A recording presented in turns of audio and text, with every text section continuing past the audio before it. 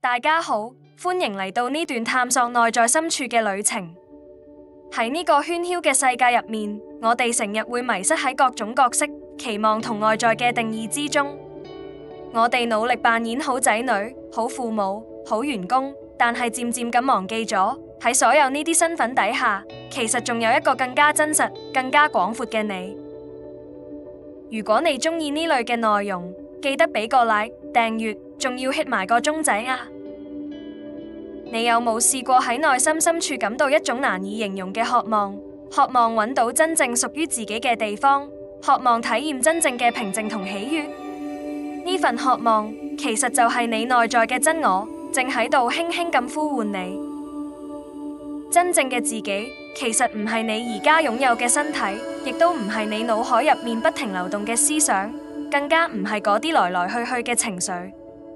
呢啲只係你生命旅程入面嘅載體同工具，佢哋會隨住時間而改變，甚至消失。真正嘅你係超越呢一切嘅永恆存在，佢係你內在嘅一束光，係同宇宙萬物合一嘅意識。佢冇形狀，冇界限，但係無處不在，無時不有。我哋由細到大都被教導要透過外在嘅成就、他人嘅評價去定義自己。我哋相信自己嘅身體、自己嘅思想、自己嘅情緒就係我。呢種認同感為我哋築起咗一啲無形嘅界線。我哋將自己局限喺呢啲邊界入面，覺得我就係呢個身體，就係呢啲諗法，就係呢啲感受。但係身體會衰老，思想會改變，情緒會起伏。如果呢啲不斷變化嘅嘢就係我，咁真正嘅我又喺邊度呢？我哋嘅頭腦成日好似一部永遠唔會停嘅機器，不斷咁生出各種諗法、分析、判斷。我哋習慣活喺過去嘅回憶同未來嘅擔憂入面，好少能夠真正安住喺當下。好多時候，我哋甚至會以為自己就係呢啲思想本身。我哋俾個頭腦牽住走，任由佢支配我哋嘅感受與行為。然而，真正嘅自我係遠遠超越頭腦嘅限制。當我哋太過認同自己嘅諗法時，就會感受唔到內在嗰份平靜同智慧。腦袋嘅噪音遮住咗真我嘅光，令我哋喺追尋幸福嘅路上不斷向外面揾。或者你曾感到一種深層嘅不滿足，一種對生命更深層意義嘅渴望。呢種內在嘅痛苦或者不適，正正就係覺醒嘅契機。佢提醒我哋，外在嘅追逐係冇辦法帶嚟持久嘅幸福。當我哋開始質疑呢啲外在嘅定義，當我哋願意面對內心嘅空虛同不安時，一道通往真我嘅大門就會慢慢打開。呢個係一個轉捩點，一個邀請我哋向內探索嘅信號。真正嘅自我其實並唔遙遠，一直都喺你內在度。好多靈性導師都講過，我哋每一個人都曾經有過同真我連結嘅片刻。嗰一刻就係同萬物合一嘅感覺，一種深沉嘅平靜同清晰。呢啲瞬間可能發生喺你欣賞大自然美景嘅時候，可能發生喺你同熱愛連結嘅時刻，或者喺你靜心冥想嘅片刻。呢啲都係真我向你展現嘅一束微光，引導你走向更深層嘅認知。冥想係連結真我最直接嘅方法之一。佢唔係叫你停止思考，而係叫你學識觀察啲念頭，而唔好俾佢捲入去。當你靜靜咁坐低，將注意力帶返去呼吸，你會發現頭腦嘅噪音會慢慢平靜落嚟。喺呢種靜默當中，你開始覺察到自己其實並唔係嗰啲來來去去嘅念頭。你係一個觀察者，一個更加寬廣、更加深層嘅意識。呢種覺察可以幫你從思想嘅束縛中慢慢釋放出嚟，重新體驗內在真正嘅平靜。覺醒嘅過程其實都係一個不停放低嘅旅程。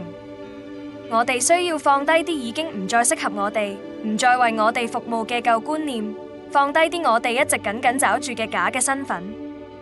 呢啲都包括咗我哋對身體、思想同情緒嘅執着。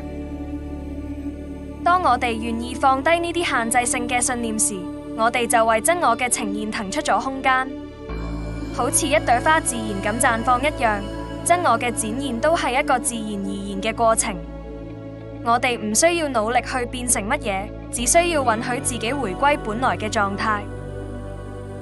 真正嘅自我係完美嘅、無所不在嘅、永恆不變嘅。佢好似一片無邊無際嘅大海，而我哋以為嘅我，只不過係海面上一陣又一陣嘅浪花。浪花有起有落，但大海本身永遠存在，從來冇改變。我哋內在嘅財富比我哋想象中豐富得多。好多人一生都不停向外面揾快樂、揾認同、揾安全感，卻唔知道真正嘅寶藏其實藏喺內心深處。呢份寶藏就係無條件嘅喜悅，同埋無論發生乜嘢都動搖唔到嘅平靜。真正嘅自我一直都係完美嘅，從來冇被任何事物污染過。佢就好似太陽，永遠散發住光芒，而我哋嘅恐懼、執着同各種身份，都只不過係飄過天空嘅雲。呢啲雲可能會暫時遮住太陽嘅光芒，但太陽本身從來都冇改變。當我哋意識到呢一點時，內心會冒翳起一種深層嘅安心同平靜。我哋無需改變自己，只需要認出自己本來嘅完美。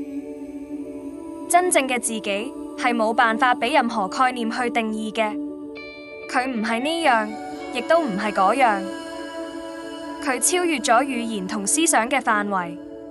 當你嘗試用頭腦去理解佢嘅時候，佢就會悄悄咁流走。然而，雖然冇辦法用概念去定義，但係可以被親身體驗。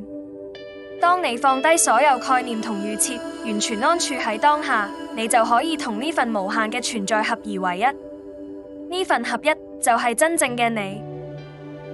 當我哋同真我連結嘅時候，往往會感受到一種難以形容嘅喜悅、平靜、愛同自由。呢種內在狀態超越咗所有外在條件，佢由內心深處自然湧現，完全唔需要任何理由。呢份喜悅就係真我本身嘅特質。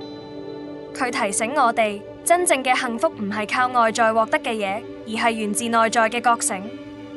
當我哋越深入真我，呢份喜悅就會變得越嚟越豐盛。覺醒唔係一下子就做到，而係一個持續嘅過程。我哋可以喺日常生活入面不斷咁提醒自己真我嘅存在。你可以問自己：我係邊個？我真係呢啲思想、呢啲情緒、呢個身體咩？你亦都可以揀一句肯定語，例如：我係純粹嘅意識，透過呢個身心去表達。喺一日之中，當你覺得有壓力或者迷失嘅時候，停一停，深呼吸，將注意力帶返去內在。親愛嘅朋友，喚醒真正嘅自我，係一場回歸本源嘅旅程。呢條路可能會充滿挑戰，但生命本身會為你鋪好前路。當你真心渴望覺醒嘅時候，成個宇宙都會同你產生共振。你並非你所認為嘅嗰個渺小嘅自己，你遠比你想象嘅更為宏大，更為光輝。願你內在嘅真我之光照亮你前行嘅道路，引導你走向真正嘅自由與喜悅。